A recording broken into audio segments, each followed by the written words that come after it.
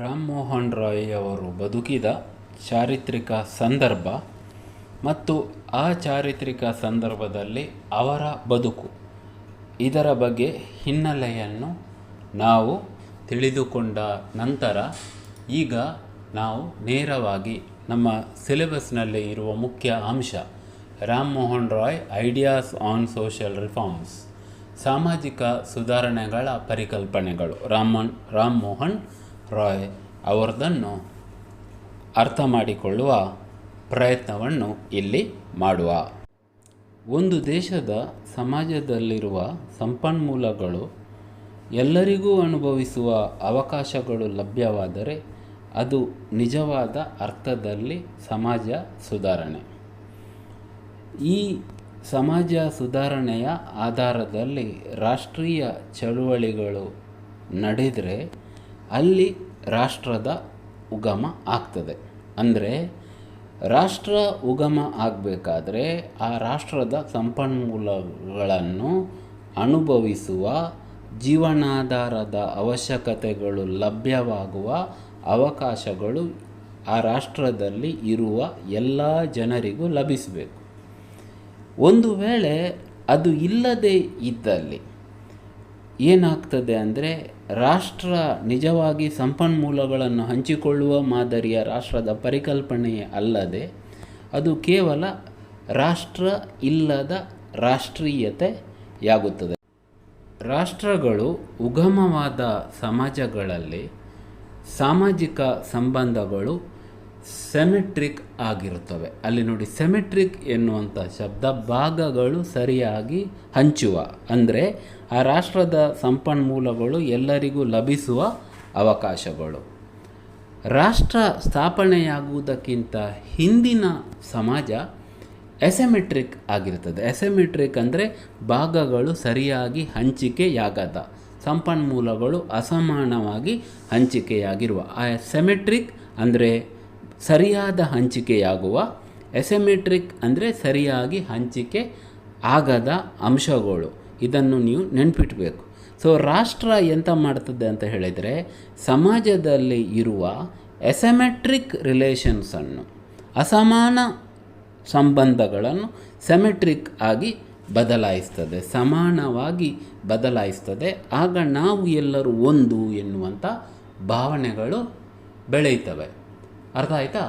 ಈಗ ಯಾವ ರೀತಿಯಲ್ಲಿ ಸಮಾಜ ಸುಧಾರಣೆಯ ಹೆಜ್ಜೆಗಳನ್ನು ಒಂದು ದೇಶದವರು ಇಡ್ತಾರೆ, ಅದರ ಆಧಾರದಲ್ಲಿ ರಾಷ್ಟ್ರೀಯತೆಯ ಪರಿಕಲ್ಪನೆಗಳು ಬೆಳೀತವೆ.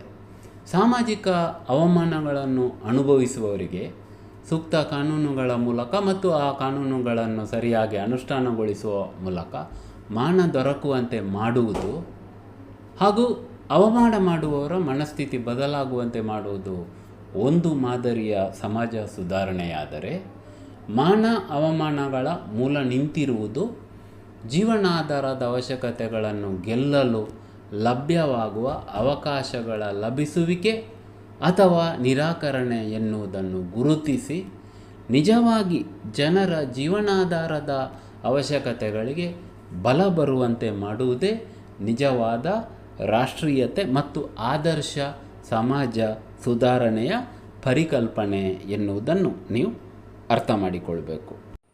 ಈಗ ಭಾರತದಂಥ ಶ್ರೇಣಿಯುತ ಅಸಮಾನತೆಗಳು ಇದ್ದ ದೇಶದಲ್ಲೇ ಅದರ ಜೊತೆಯಲ್ಲಿ ಒಂದು 250 ವರ್ಷಗಳ ಕಾಲ ವಸಾಹತುಶಾಹಿ ಪರಾಧೀನತೆಗೆ ಒಳಗಾದ ನಮ್ಮ ಸಮಾಜದಲ್ಲಿ ಸಮಾಜ ಸುಧಾರಣೆಯ ಪರಿಕಲ್ಪನೆಗಳನ್ನು ಅರ್ಥ ಮಾಡಿಕೊಳ್ಳಿಕ್ಕೆ ಈ ಮುಂದಿನ ಪ್ರಶ್ನೆಗಳನ್ನು ನಾವು ಕೇಳಬೇಕಾಗ್ತದೆ.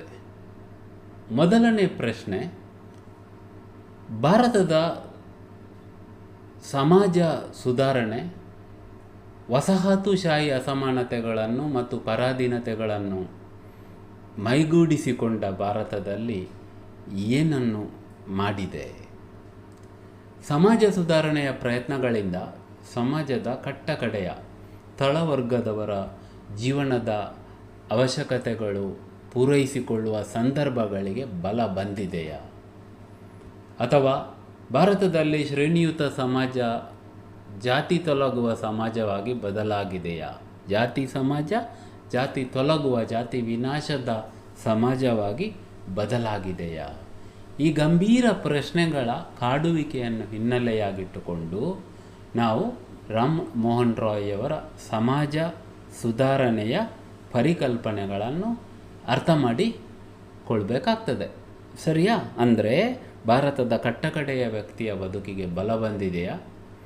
ಭಾರತದ ಜಾತಿ ಅಸಮಾನತೆಯ ಎಸಿಮೆಟ್ರಿಕ್ ಸಂಬಂಧಗಳು ಜಾತಿ ತೊಲಗುವ ಸೆಮೆಟ್ರಿಕ್ ಸಮಾನ ಸಂಬಂಧಗಳಾಗಿ ಬದಲಾಗಿದೆಯಾ ಎನ್ನುವ ಹಿನ್ನೆಲೆಯಲ್ಲಿ ಸಮಾಜ ಸುಧಾರಣೆಗಳ ಪರಿಕಲ್ಪನೆಗಳನ್ನು ರಾಮ್ ಮೋಹನ್ ರಾಯ್ ಅವರ ಐಡಿಯಾದಲ್ಲಿ ನಾವು ಅರ್ಥ ಮಾಡಿಕೊಳ್ಬೇಕು.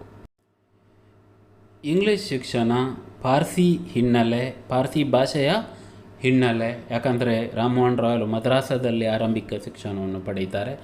ಸಂಸ್ಕೃತ ಅಧ್ಯಯನ, ಹೀಗೆ ಆ ಸಂದರ್ಭದ ಭಾರತದ ಉನ್ನತ ಭಾಷೆಗಳನ್ನು ಎಲ್ಲ ಕಲಿತು ಅದರ ವಿಚಾರಗಳನ್ನು ಮೈಗೂಡಿಸಿಕೊಂಡ ರಾಮ್ ಮೋಹನ್ ರಾಯ್ ಅವರು ಭಾರತದ ಮೊದಲ ಉದಾರವಾದಿ ಚಿಂತಕರು ಅಂತ ಹೇಳಿ ಆರಂಭದಲ್ಲಿಯೇ ನಾವು ವಿವರಿಸಿದ್ದೆವು.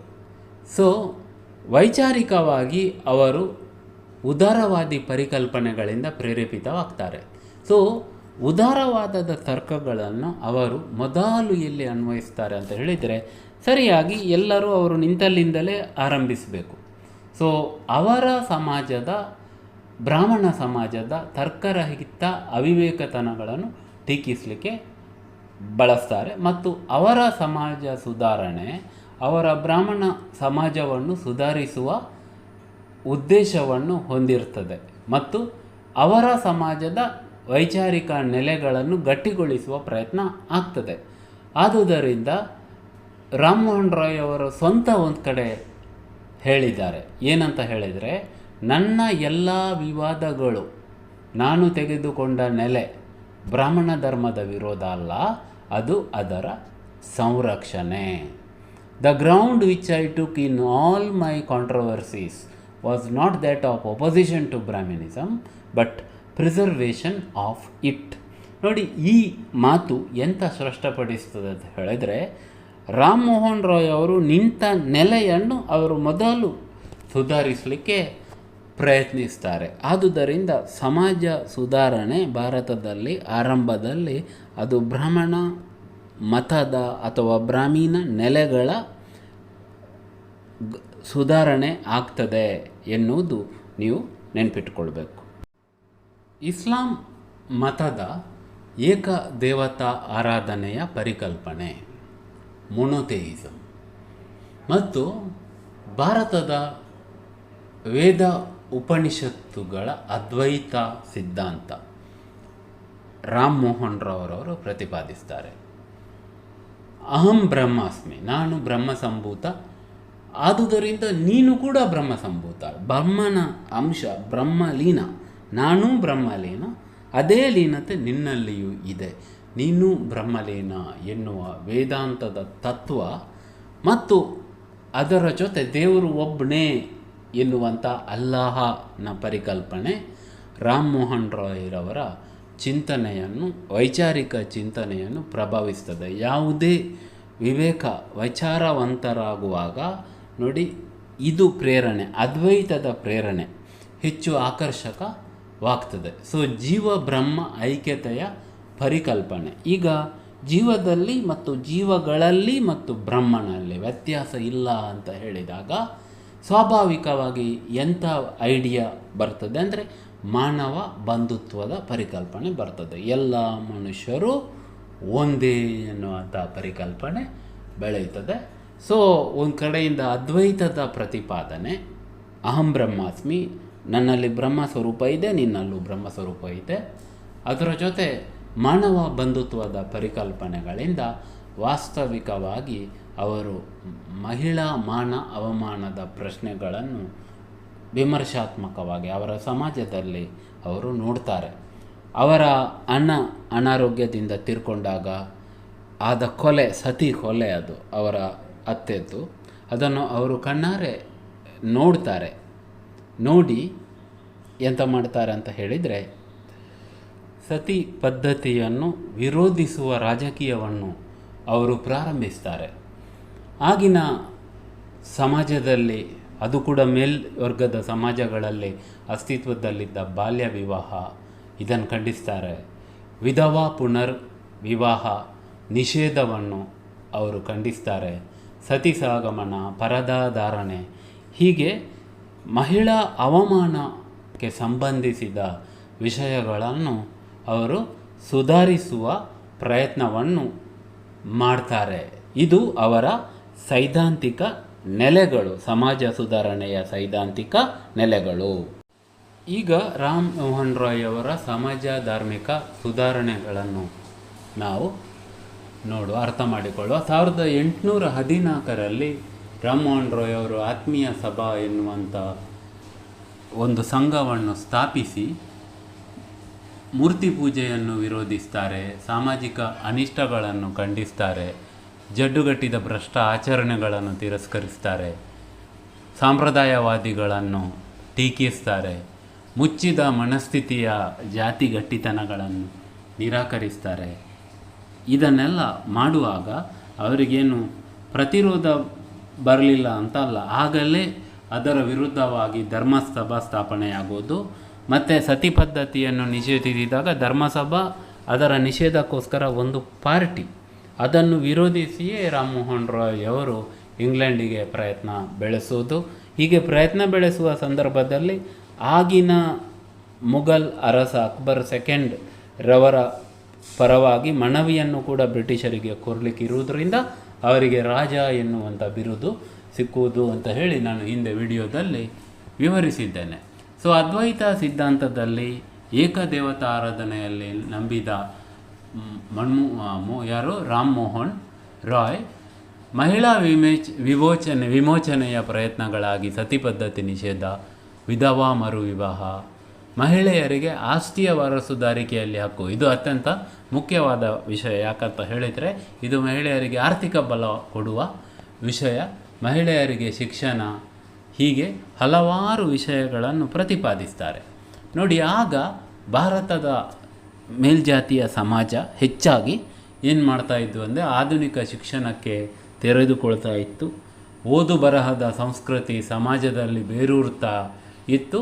ಸೊ ಆಗ ಎಂತ ಮಾಡ್ತದೆ ಅಂದರೆ ಇದು ಅವರ ಸಮಾಜವನ್ನು ಏನು ಮಾಡ್ತದೆ, ಒಡೆಯುವ, ಬಿರುಕು ಸೃಷ್ಟಿಸುವ ಕೆಲಸವನ್ನು ಮಾಡ್ತದೆ. ಒಂದು ರೀತಿಯ ಸಂಚಲನವನ್ನು ಇದು ಸೃಷ್ಟಿಸ್ತದೆ. ಪರವಾಗಿ ವಿರೋಧವಾಗಿ ಸಮಾಜ ಒಡೆದು ಹೋಗ್ತದೆ. ಇದರ ಜೊತೆಯಲ್ಲಿ ನೋಡಿ, ಯಾವುದೇ ಅದ್ವೈತವನ್ನು ಪ್ರತಿಪಾದಿಸುವವರು ಅಸ್ಪೃಶ್ಯತೆಯನ್ನು ಖಂಡಿಸಲೇಬೇಕು.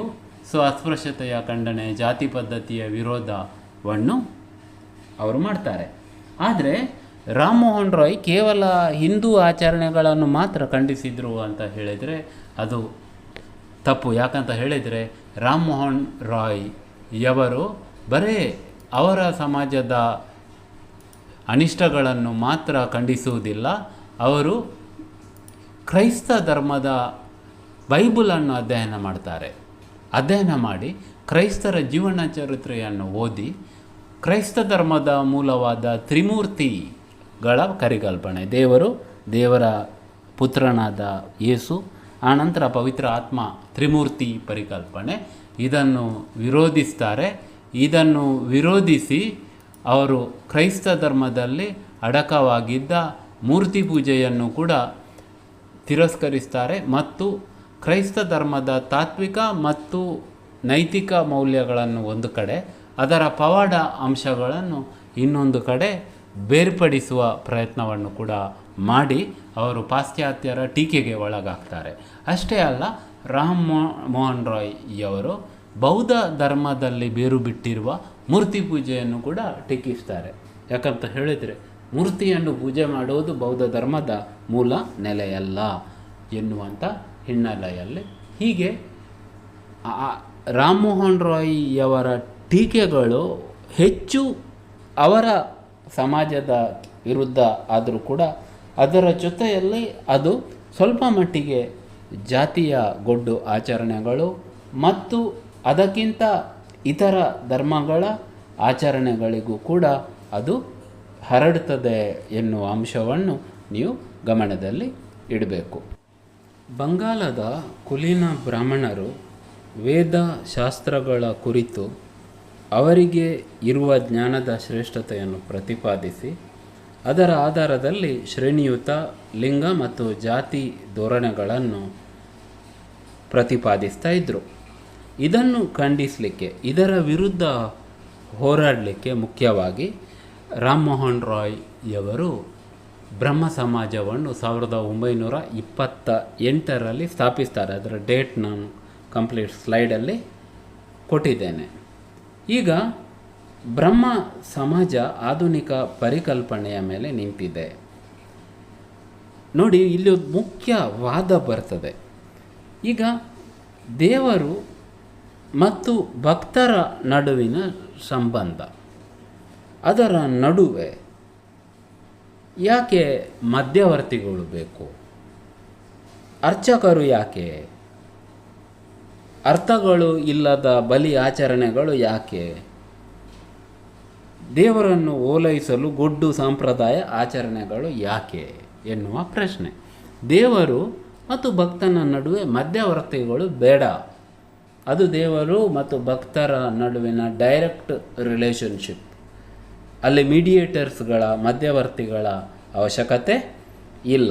ಸೊ ಈ ಹಿನ್ನೆಲೆಯಲ್ಲಿ ಅವರು ರಾಮ್ ಮೋಹನ್ ರಾಯ್ ಎಂತ ಮಾಡ್ತಾರೆ ಅಂದರೆ, ಪ್ರಾರ್ಥನೆ, ಜ್ಞಾನ, ಧರ್ಮಗ್ರಂಥಗಳನ್ನು ಓದುವುದು, ಗೊತ್ತಾಯ್ತಲ್ಲ, ಆಮೇಲೆ ರಿಫ್ಲೆಕ್ಟ್ ಮಾಡೋದು, ಅವಲೋಕನೆ, ಇದಕ್ಕೆ ಪ್ರಾಮುಖ್ಯತೆಯನ್ನು ಕೊಡ್ತಾರೆ. ಸೊ ಇದು ಭಾರತದ ಸ್ವಾಮಿ ವಿವೇಕಾನಂದರವರ ಮೇಲೆ ಕೂಡ ಮುಂದೆ ಪ್ರಭಾವ ಬೀರ್ತದೆ. ಸೊ ಭಾರತೀಯ ಧಾರ್ಮಿಕ ಆಚರಣೆಗಳಿಗೆ ಕ್ರೈಸ್ತ ಭಕ್ತಿ ಆಚರಣೆಗಳ ಸ್ಪರ್ಶವನ್ನು ನೀಡ್ತಾರೆ. ಧರ್ಮಗ್ರಂಥಗಳನ್ನು ಓದುವುದು, ಆನಂತರ ಗೊತ್ತಾಯ್ತಲ್ಲ, ಅದರ ಆಧಾರದಲ್ಲಿ ಧ್ಯಾನ ಮಾಡೋದು, ಪ್ರಾರ್ಥನೆ ಮಾಡೋದೆಲ್ಲ ಪ್ರಮುಖವಾಗಿ ಕ್ರೈಸ್ತ ಭಕ್ತಿ ಆಚರಣೆಗಳು. ಇದನ್ನು ಅವರು ಮಹತ್ವವನ್ನು ಕೊಡ್ತಾರೆ. ಮತ್ತು ಕ್ರೈಸ್ತ ಧರ್ಮದಲ್ಲಿ ಇರುವ ಮಧ್ಯವರ್ತಿಗಳನ್ನು ಅವರು ಪ್ರಶ್ನಿಸಿದ ಹಾಗೆಯೇ ಹಿಂದೂ ಧರ್ಮದಲ್ಲಿ ಅಥವಾ ಬ್ರಾಹ್ಮಣ ನಂಬಿಕೆಗಳಲ್ಲಿ ಇರುವ ಮಧ್ಯವರ್ತಿಗಳ ಪಾತ್ರವನ್ನು ಕೂಡ ಪ್ರಶ್ನಿಸ್ತಾರೆ. ಅದೇ ಶೋಷಣೆಗೆ ಮೂಲ ಎನ್ನುವುದನ್ನು ಗುರುತಿಸ್ತಾರೆ. ಅದರ ವಿರುದ್ಧ ಅವರು ಬ್ರಹ್ಮ ಸಮಾಜದಲ್ಲಿ ಹೋರಾಟವನ್ನು ನಡೆಸ್ತಾರೆ. ಬ್ರಹ್ಮ ಸಮಾಜ ಆಧುನಿಕ ಭಾರತದ ಆರಂಭಿಕ ಬೌದ್ಧಿಕ ಇಂಟಲೆಕ್ಚುವಲ್ ಸುಧಾರಣಾ ಚಳುವಳಿ ಆಗ್ತದೆ. ಅದು ಭಾರತದಲ್ಲಿ ಎಲ್ಲ ಜಾತಿಗಳಲ್ಲೂ ಕೂಡ ವಿಮರ್ಶೆಯ ಬೆಳಕನ್ನು ಸೃಷ್ಟಿಸುವ ಪರಿಣಾಮವನ್ನು ಬೀರ್ತದೆ. ಹಾಗೂ ಎಲ್ಲದಕ್ಕಿಂತ ಮುಖ್ಯವಾಗಿ ಅದು ಪ್ರಮುಖ ನಾಯಕರನ್ನು ಉತ್ಪಾದಿಸ್ತದೆ. ಅದರಲ್ಲಿ ಮುಖ್ಯವಾಗಿ ರವೀಂದ್ರನಾಥ್ ಠಾಗೋರ್ ಅವರು ಭಾರತದ ರಾಷ್ಟ್ರಗೀತೆಯನ್ನು ಬರೆದವರು. ಭಾರತದ ರಾಷ್ಟ್ರದ ಬಗ್ಗೆ ಅತ್ಯಂತ ಆರೋಗ್ಯಕರ ಪರಿಕಲ್ಪನೆಯನ್ನು ಹೊಂದಿದಂತಹ ಚಿಂತಕರು ಮತ್ತು ಕವಿಗಳು ಅವರ ಮೇಲೆ ಪ್ರಭಾವಿಸ್ತದೆ. ಇನ್ನು ಶೈಕ್ಷಣಿಕ ಸುಧಾರಣೆಗಳಲ್ಲೂ ಕೂಡ ರಾಮ್ ಮೋಹನ್ ರಾಯ್ ರವರ ಪಾತ್ರವನ್ನು ನಾವು ಗುರುತಿಸಬೇಕು. ಆಧುನಿಕ ಶಿಕ್ಷಣದ ಪ್ರಯೋಜನ ಭಾರತೀಯರಿಗೆ ಲಭಿಸಬೇಕು ಅಂತ ಹೇಳಿ ಅವರು ಪ್ರಯತ್ನಿಸ್ತಾರೆ. 1817ರಲ್ಲಿ ಬಂಗಾಳದಲ್ಲಿ ಹಿಂದೂ ಕಾಲೇಜ್ ಸ್ಥಾಪನೆಯಾಗುವಾಗ ಡೇವಿಡ್ ಹೇರ್ ಎನ್ನುವರನ್ನು ಸ್ಥಾಪಿಸುವಾಗ ಅವರ ಜೊತೆ ರಾಯ್ ನಿಲ್ತಾರೆ.